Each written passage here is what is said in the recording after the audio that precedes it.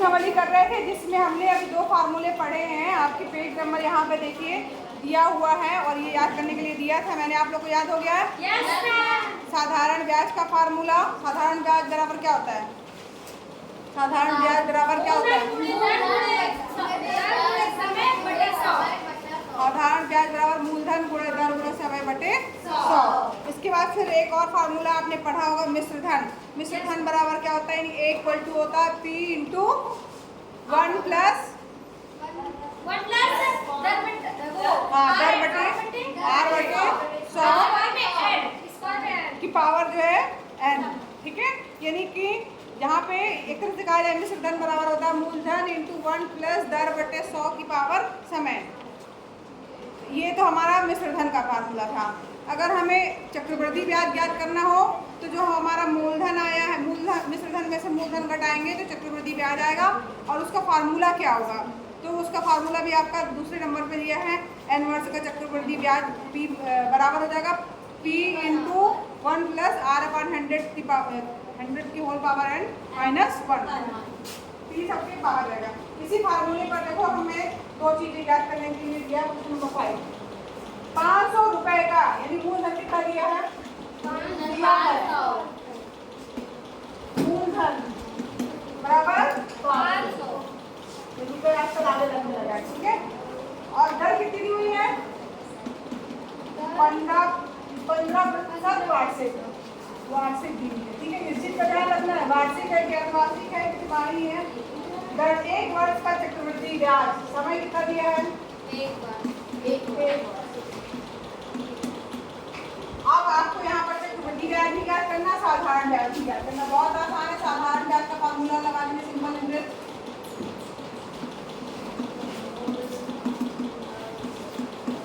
मूलधन गुणे दर समय बटे 100। मूलधन कितना है? 500। दर कितनी है? 15% है ना? समय कितना है? 1 वर्ष बटे 100। 2 0 कैंसिल हो गए, 15 बना। ठीक है, तो यहाँ साधारण ब्याज कितना है? 75। अब यहाँ पर चक्रवृद्धि ब्याज ज्ञात करना है। चक्रवृद्धि ब्याज का फार्मूला लिखिए।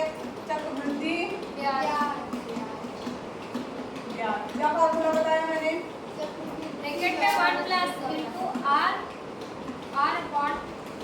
देखो अच्छे से बताओ भाई, याद नहीं किया तो क्योंकि इसलिए मैंने बोला था याद करने के लिए। देख के किसी नहीं बोल रहा हूँ।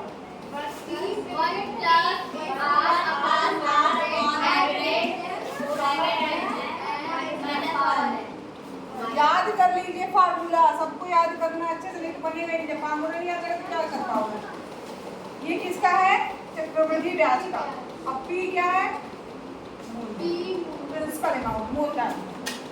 1 प्लस R क्या है? समय 1 यही आएगा 500। इसको हल कर लीजिए। क्या प्रॉब्लम थी? इसको हल करेंगे लघुत्तम क्या आ जाएगा? 100 ऊपर क्या जाएगा? 100 धन 15 हाँ 16 कहाँ से जाएगा? ये एलसीएम लेंगे तो 100 आएगा। 1 का गुणा 100 से करेंगे 100 15 माइनस 1। अरे 2 बार ब्रैकेट लगे, 1 बार लगेगा। इसको आगे हल करेंगे क्या जाएगा? क्या कर दे रहे? ठीक है, 500 100 धन 15 कितना रहेगा? 115 बटे 100 माइनस 1 यही होगा। 500 एलसीएम लीजिए। 100 115 माइनस 100 यही आएगा। 500 115 में 100 गया, कितना बचा? 15 बटे 100 0 0 कैंसिल। 15 बना 75 रुपए इसमें भी आया, 75 रुपए इसमें भी आया। तो इसका मतलब क्या हुआ? दोनों से क्या निष्कर्ष निकल रहा है कि साधारण ब्याज और चक्रवृद्धि ब्याज में कोई भी अंतर नहीं है। ठीक है, यानी दोनों समान हैं। ऐसा क्यों संभव हुआ, कोई बता सकता है? बिल्कुल नहीं, क्योंकि एक ही वर्ष है।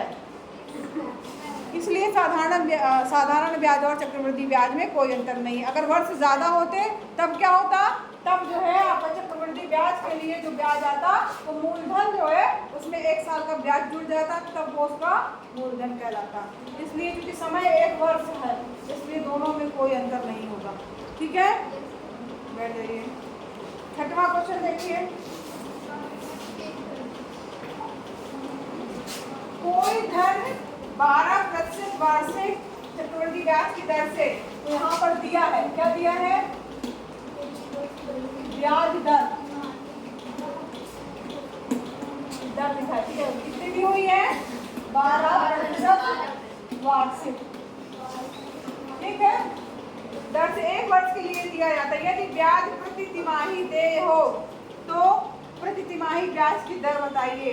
तो यहाँ लिखा है तिमाही, हमें ब्याज की दर ज्ञात करना है। तिमाही ब्याज की दर हमें ज्ञात करना है।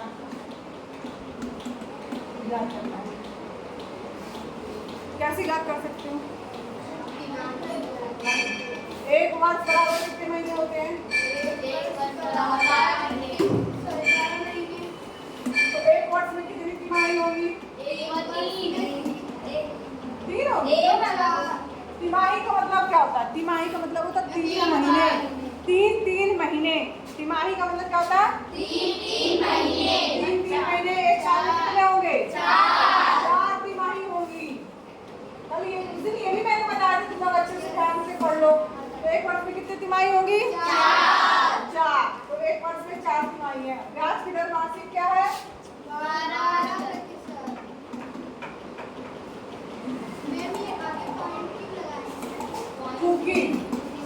चूंकि वार्षिक ब्याज दर बराबर 12%, इसलिए तिमाही ब्याज दर, तिमाही को क्या करना है? तिमाही ब्याज दर बराबर क्या हो जाएगा? 12 में किसका भाग देंगे? 4 का क्यों भाग देंगे भाई? कितने का भाग देंगे?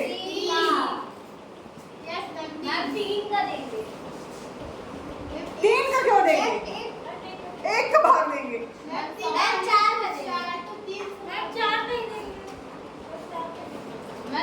कितने तिमाही आए हैं 1 साल में? 4। तो एक यहाँ पर अगर हमें तिमाही याद करना है तो इसमें 4 का भाग देंगे। 4 तिमाही आए हैं ना, तो अगर हमें 1 तिमाही की ब्याज दर ज्ञात करनी है, 1 तिमाही का ब्याज दर बराबर हो जाएगा, ऐसे भी लिख सकते हो, वार्षिक की जगह यहाँ लिख दो 4 तिमाही की ब्याज दर। 4 तिमाही यानी वार्षिक की ब्याज दर 12%, इसलिए 1 तिमाही की ब्याज दर बराबर करेगा 12/4। 4 एकम 4, 4 3 12, कितना आएगा?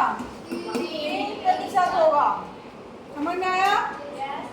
वर्ष का मतलब होता है 4 तिमाही। अभी हमने निकाला 1 वर्ष में कितने तिमाही है? 4। ऐसे देखो 4 तिमाही की ब्याज दर कितनी है? 12%। तो 1 तिमाही की ब्याज दर 12/4। ठीक है, आया? तो काट देंगे, 3% आ जाएगा, यही इसका आंसर होगा। इसके बाद आपका होमवर्क समझ लीजिए, करना कौन सा क्वेश्चन है आपको। इसके बाद आप कर लीजिएगा 9वां क्वेश्चन। हाँ, होमवर्क है आपका।